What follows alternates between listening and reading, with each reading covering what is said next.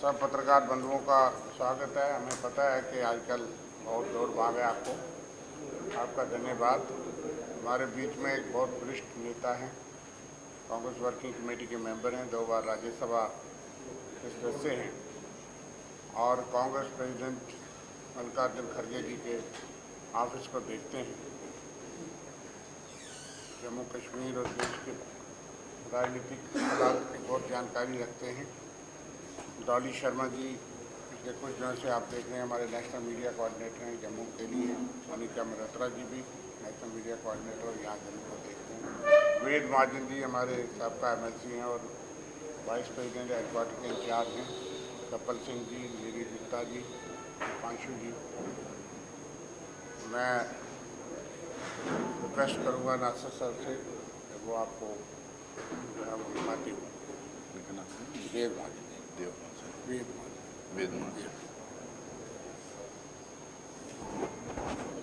नमस्कार। आज की प्रेस कॉन्फ्रेंस में मेरे साथ में जम्मू कश्मीर के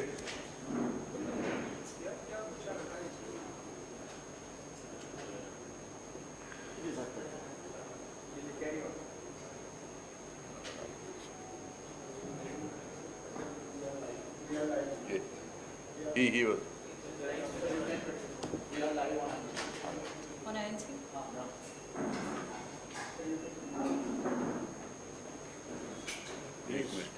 कर लेना।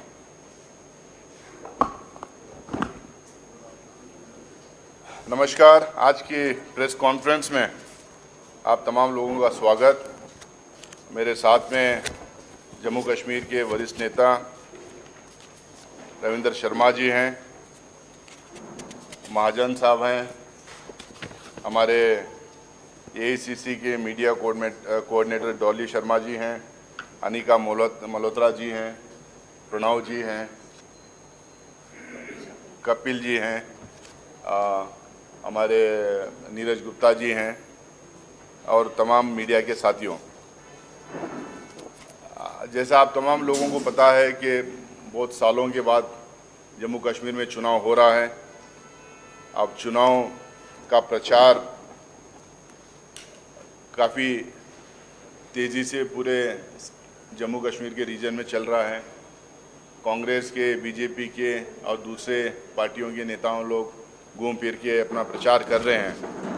काफ़ी वायदे कई पार्टियों से किए जा रहे हैं, लेकिन हम लोगों को पहले तो ये देखना पड़ेगा कि पिछले 8 साल, 9 साल, 10 साल से जो सरकार, भारतीय जनता पार्टी की जो सरकार रही है और जो प्रॉक्सी रूल जो उनका गवर्नर के ऑफिस के द्वारा जो चल रहा है, इसका पहले असेसमेंट करना पड़ेगा कि यहाँ की जनता को कि कैसा ये पिछले 10 साल में इन्होंने क्या दिया है, कैसा रूल किया है। अभी जो कह रहे हैं कि हम ये करेंगे, वो करेंगे, बड़े बड़े वायदे कर रहे हैं, तो पहले हम लोग को देखना पड़ेगा क्या किया। पहली तो बात यह है कि बहुत टॉल क्लेम्स करके इन्होंने यहाँ पे गवर्नर रूल लगाया।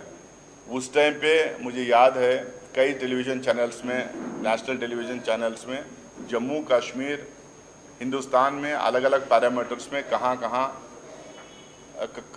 किस नंबर पे था।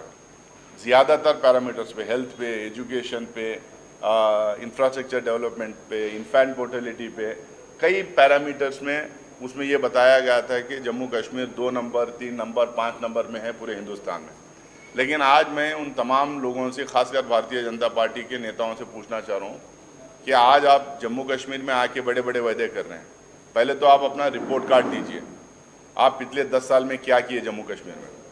जो उन पैरामीटर्स पे दूसरे तीसरे नंबर पे जम्मू कश्मीर था पूरे हिंदुस्तान में, आज उन पैरामीटर में जम्मू कश्मीर कहाँ ठहरता है। हम बार बार क्लेम करते हैं कि UPA के टाइम पे हम 23 करोड़ लोगों को हिंदुस्तान में पॉवर्टी लाइन से उठा के ऊपर अबो पॉवर्टी लाइन में हम लोगों ने डाला था। तो आप बताइए कि 10 साल में यहाँ पे कितनी गरीबी आई, कितने लोग गरीबी के रेखा के से ऊपर आपने डाला है, या ज़्यादा आपने यहाँ के लोगों को गरीबी के नीचे, गरीबी के रेखा के नीचे आपने ढकेला है। तो ये रिपोर्ट कार्ड आना चाहिए। आप कह रहे हैं कि आके यहाँ पे जम्मू कश्मीर स्वर्ग जैसा है, स्विट्ज़रलैंड जैसा है, लेकिन लोग गरीब हैं। आप 10 साल में कितने लोगों को गरीबी रेखा के नीचे भेजे हैं और कितने लोगों को गरीबी रेखा के ऊपर भेजे हैं, इसका तो डेटा आप लोगों के सामने रखो। आप एजुकेशन सेक्टर में क्या किया है, हेल्थ सेक्टर में क्या किया है, कितने पुल बनाए, कितने रोड बनाए, आप कितने टनल्स बनाए, आप इसका तो डेटा तो देना चाहिए आपको, रिपोर्ट कार्ड तो रखना चाहिए। रिपोर्ट कार्ड इनके पास कोई है ही नहीं। लच्छेदारी भाषण, ब्लैंकेट स्टेटमेंट्स, अपोजिशन पार्टीज़ के नेताओं को और उनके फैमिलियों के खिलाफ अनप शनप कहना और जुमलेबाजी करके चले जाना। आज यहाँ पर हम बार बार ये कह रहे हैं कि आप इलेक्शन इतने दिन बाद करवा रहे हैं। आप लोगों को ये भी जानना चाहिए कि इलेक्शन अपने मन से करवा नहीं रहे। अगर इनका बस चलता और 5 साल, 10 साल, 20 साल जम्मू कश्मीर में चुनाव नहीं करवाते। सुप्रीम कोर्ट के डायरेक्शंस पे आज चुनाव यहाँ पे हो रहा है। सुप्रीम कोर्ट के डायरेक्शंस पे आज यहाँ पे चुनाव हो रहा है। आज जब चुनाव हो रहा है तो अलग अलग टैक्टिक्स इस्तेमाल करके छोटे मोटे पार्टियों को खड़ा करना, उनको शय देना, इंडिपेंडेंस को खड़ा करना, शय देना, और ये चाह रहे हैं कि यहाँ पे फ्रैक्चर्ड मैंडेट रहे, यहाँ पे चाह रहे हैं कि इनस्टेबल गवर्नमेंट रहे। क्योंकि भारतीय जनता पार्टी का जो तरीका है सत्ता हथियाना का अलग अलग स्टेट्स में, अगर आप देखें, कर्नाटका में इन्होंने किया, महाराष्ट्र में किया, मध्य प्रदेश में किया, गोवा में किया, मेघालय में किया, अरुणाचल प्रदेश में किया, बिहार में भी पहले किया था। तो ये अलग अलग स्टेट्स में इनका जो तरीका देखें तो ये चाहते हैं कि या तो इनकी सरकार बन जाए, अगर इनकी सरकार नहीं बन रही तो इनस्टेबल गवर्नमेंट रहे, फ्रैक्चर्ड मैंडेट लोग दें, ताकि ये अपनी गवर्नर को वहाँ पे अपने गवर्नर को इस्तेमाल करके, क्योंकि ज़्यादातर गवर्नर इन्हीं के हैं हर स्टेट में, सेंट्रल गवर्नमेंट द्वारा अपॉइंटेड हैं। गवर्नर की ऑफिस और गवर्नर का घर इस्तेमाल करके ये चाहते हैं कि वहाँ पे गवर्नमेंट की इंस्टेबिलिटी का फ़ायदा उठा के ये फिर से वहाँ पे या तो अपनी सरकार बना लें या नहीं तो फिर गवर्नर के थ्रू वहाँ पे मिसरूल करें, मिस गवर्नेंस करें। अब यहाँ पे इसी तरीके से एक वातावरण क्रिएट किया है कि कुछ इंडिपेंडेंट जीत के आ जाए, कुछ छोटे मोटे पार्टीज जीत के आ जाए, इनके कुछ जो सीट्स इनके आ जाएं, ये सब मिला के खिचड़ी या तो गवर्नमेंट बना ले या नहीं तो इंस्टेबल, अगर किसी दूसरों की सरकार भी बने तो इतनी इंस्टेबल रहे कि ये ऊपर से रूल करें। तो इसीलिए तो पहली बार मैं ये जम्मू की जनता से, जम्मू कश्मीर की जनता से मैं ये अपील करना चाह रहा हूँ कि एक तरफा वोट नेशनल कॉन्फ्रेंस और कांग्रेस को दीजिए ताकि हमें स्टेबल गवर्नमेंट दे पाएँ, ताकि फुल फ्लेज मैंडेट हमें मिले और हम लोग आप लोगों को स्टेबल गवर्नमेंट दे पाएँ। स्टेबल गवर्नमेंट ही यहाँ पे डेवलपमेंट ला सकती है, इनस्टेबल गवर्नमेंट ला नहीं सकती। तो इनकी जो स्ट्रैटेजी है, इनकी जो टैक्टिक्स हैं, इस पर आपको देखना पड़ेगा। You have to read through this, you have to see through this कि ये इनकी स्ट्रैटेजी के इनस्टेबल गवर्नमेंट बनाना चाह रहे हैं। यहाँ पे बहुत क्लेम्स किए जा रहे हैं, वो लोग भी क्लेम कर रहे हैं, कह रहे हैं कि 5 लाख नौकरियाँ देंगे। हम उनसे सवाल पूछना चाह रहे हैं, भाई 1 लाख वैकेंसी जो है और जो सैंक्शनड वैकेंसीज 1 लाख हैं उसका क्या? आप पिछले 10 साल में क्यों नहीं इसको भर्ती किए? आप बताइए कि कितने नए जॉब्स आपने क्रिएट किए। यहाँ पे तो प्राइवेट सेक्टर तो बिल्कुल ख़त्म हो गया, लोकल लोगों को तो कुछ मिल ही नहीं रहा। 1 लाख वैकेंसीज खाली पड़े हैं, आप उसको भर नहीं रहे हैं, आप कह रहे हैं 5 लाख वैकेंसीज की। आपको याद दिला दूँ मैं, इसी तरह से उन्होंने जुमलाबाजी किया था पहले के साल में 2 करोड़ नौकरियाँ देंगे। 10 साल हो गए, 11 साल अब हो गए, 20-22 करोड़ नौकरियां देना चाहिए था हिंदुस्तान भर पे, वो नौकरियां तो ये दे नहीं पा रहे। लेकिन अब आप बताइए कि ये नौकरियां देने वाला जो मामला है, इसमें इन्होंने कितने नए नौकरियां क्रिएट किए हैं, कहाँ से नौकरियां देंगे? ये 1 लाख नौकरियां क्यों भर्ती नहीं किए? अनएम्प्लॉयमेंट रेट हिंदुस्तान में सबसे हाईएस्ट है, विमेन अनएम्प्लॉयमेंट रेट हिंदुस्तान में सबसे हाईएस्ट है, प्राइवेट सेक्टर में तो बिल्कुल कुछ है ही नहीं। दूसरा जो है, यहाँ पे जो थोड़ा बहुत जो बिजनेस हो सकता था, थोड़ा बहुत जो एम्प्लॉयमेंट क्रिएट हो सकता था, वो सारे ठेके बाहर के लोगों को दिया है। माइनिंग में ठेका बाहर के लोगों को, सैंड में ठेका बाहर के लोगों को, ग्रेवल में, और जितना कंस्ट्रक्शन एक्टिविटी थोड़ी बहुत भी वो चल रही थी उसमें सारे कॉन्ट्रैक्टर्स बाहर के आके रहेंगे। जो बाहर के लोगों को लेके आके, अपने क्रोनी कैपिटलिस्ट फ्रेंड्स को, अपने क्रोनी फ्रेंड्स को लेके आके यहाँ पे आप उनको ठेके देंगे तो यहाँ के लोगों को कहाँ का बिजनेस मिलेगा और कहाँ की नौकरी मिलेगी। ऊपर से गवर्नर हाउस एक करप्शन का अड्डा बन गया। करप्शन केसेस इतने भी हैं। पहले तो यहाँ पे जो गवर्नर थे,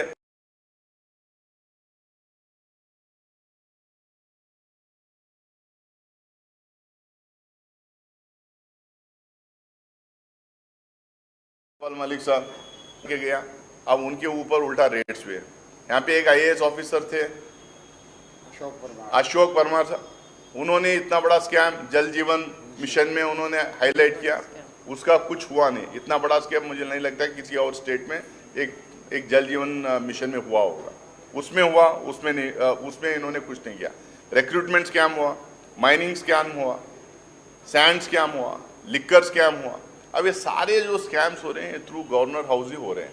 गवर्नर एक अड्डा बन गया, गवर्नर हाउस एक अड्डा बन गया। और ये स्कैम कौन करवा रहे हैं? भारतीय जनता पार्टी के आकाश जो दिल्ली में बैठे हुए वो लोग करवा रहे हैं थ्रू गवर्नर हाउस यहाँ पे पूरे जम्मू कश्मीर में। अब आप कह रहे हैं कि आप साफ सुथरी सरकार देंगे, लेकिन ये स्कैम्स जो हो रहे हैं इसका क्या होगा?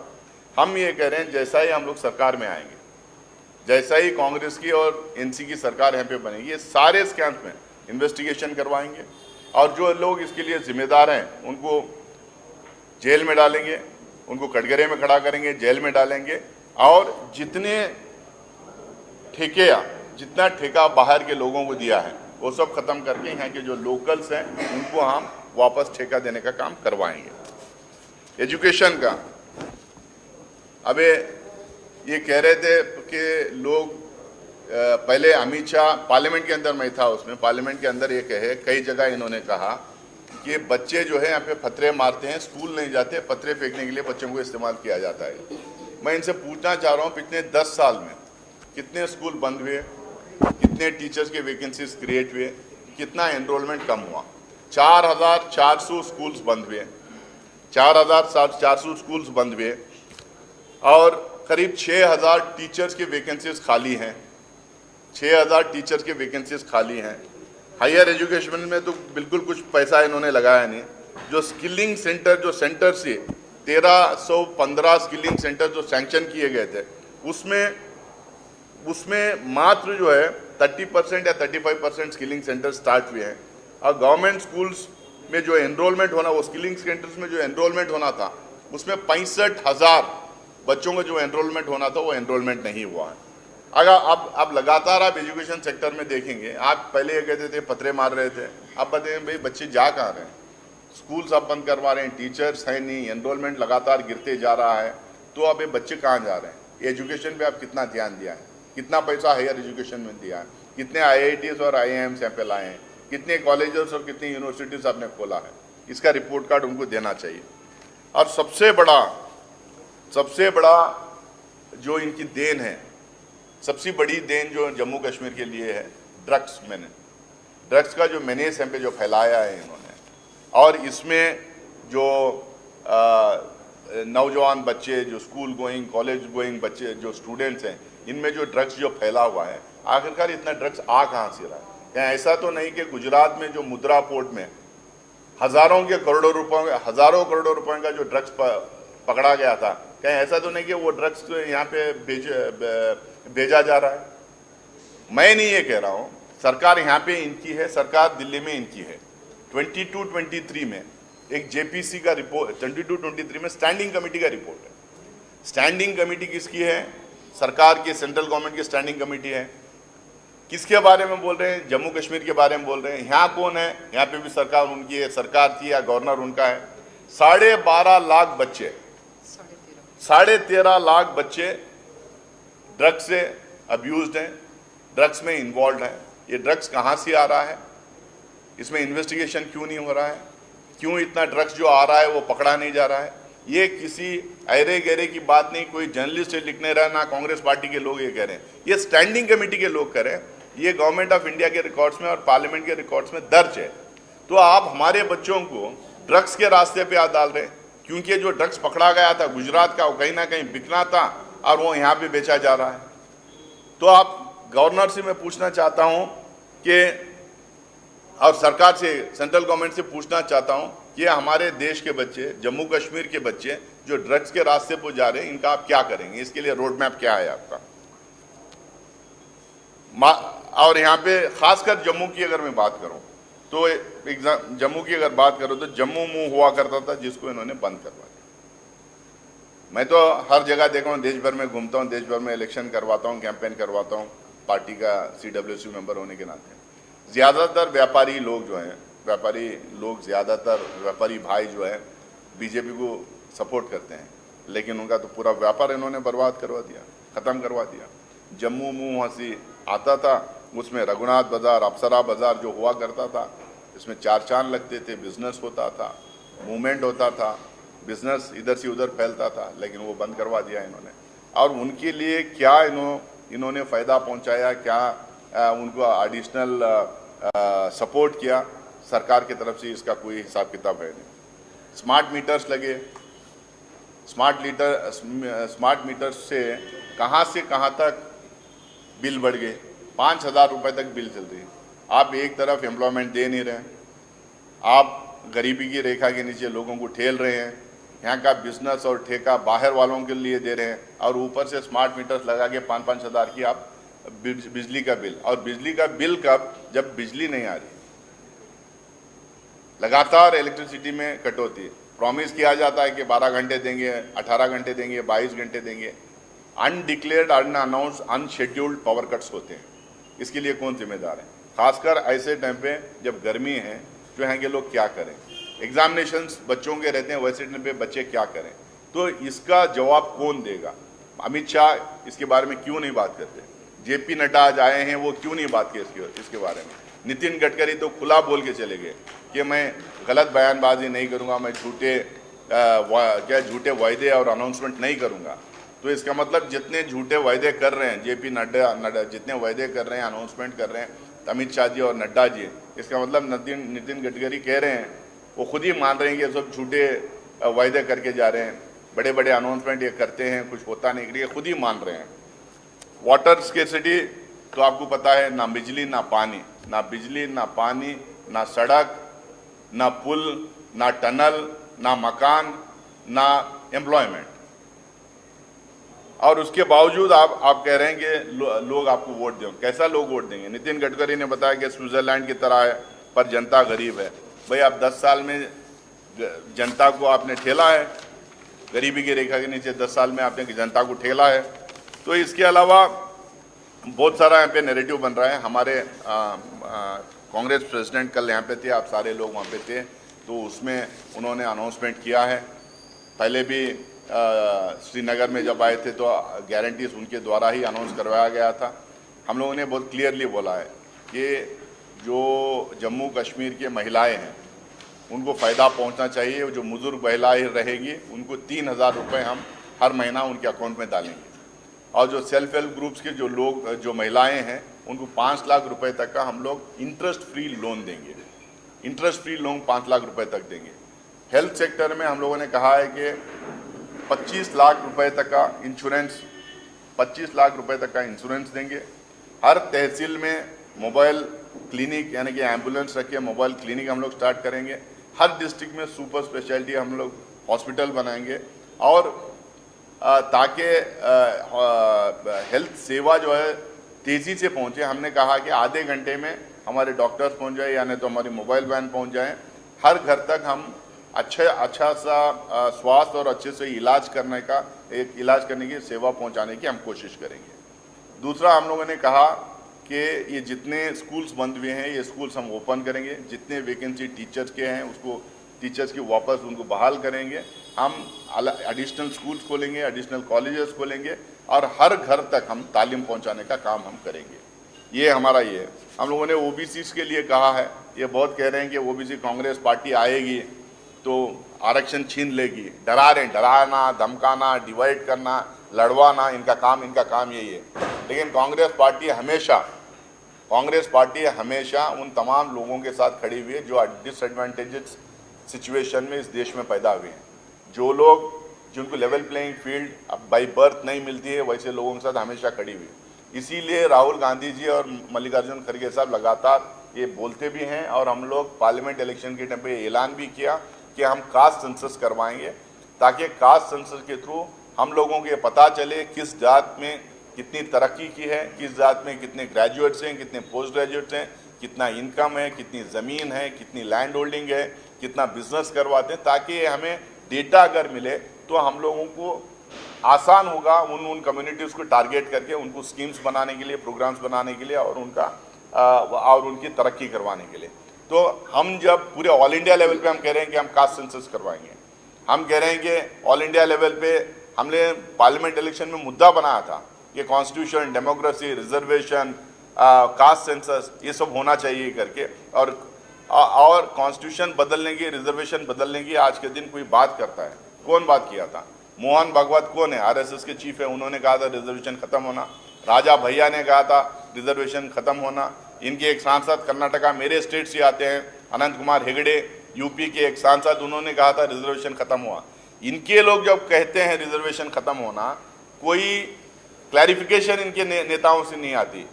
नरेंद्र मोदी जी उसके ऊपर कोई क्लैरिफिकेशन नहीं देते, अमित शाह कोई क्लैरिफिकेशन नहीं देते, यहाँ के लोगों को उकसाते हैं कि आपका रिजर्वेशन खत्म हो जाएगा।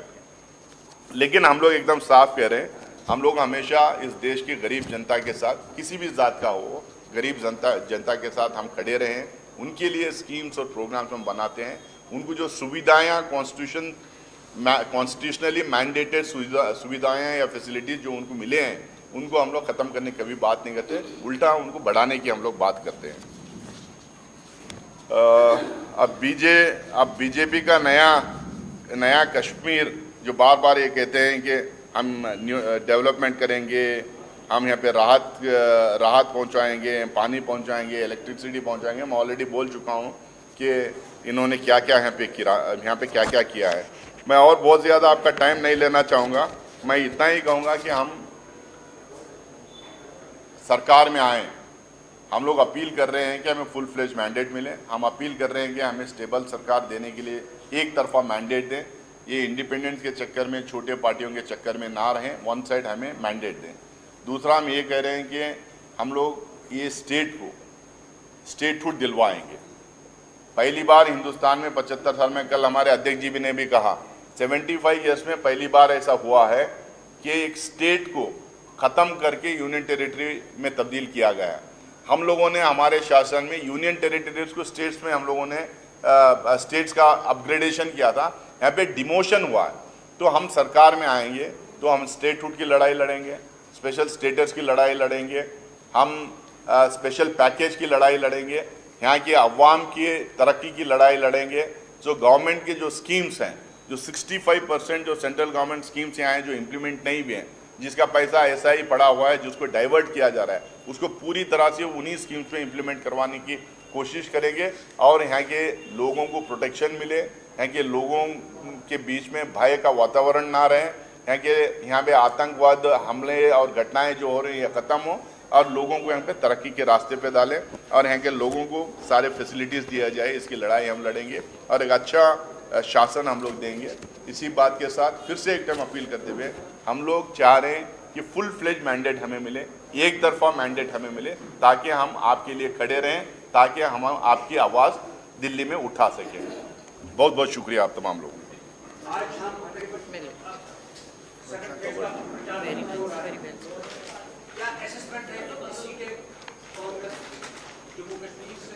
देखिए, हमें सरकार बनाने के लिए जितने सीटें चाहिए उतने सीटें कांग्रेस को और एनसी को मिलेंगी, लेकिन हम अपील कर रहे हैं कि हमें बड़ा मैंडेट दीजिए ताकि हम आपकी आवाज़ बन सकें दिल्ली में, हम आपकी लड़ाई लड़ सकें और हम लोग अनइंटरप्टेड 5 साल यहाँ पे अच्छा गवर्नेंस और अच्छा रूल यहाँ पे कर सकें।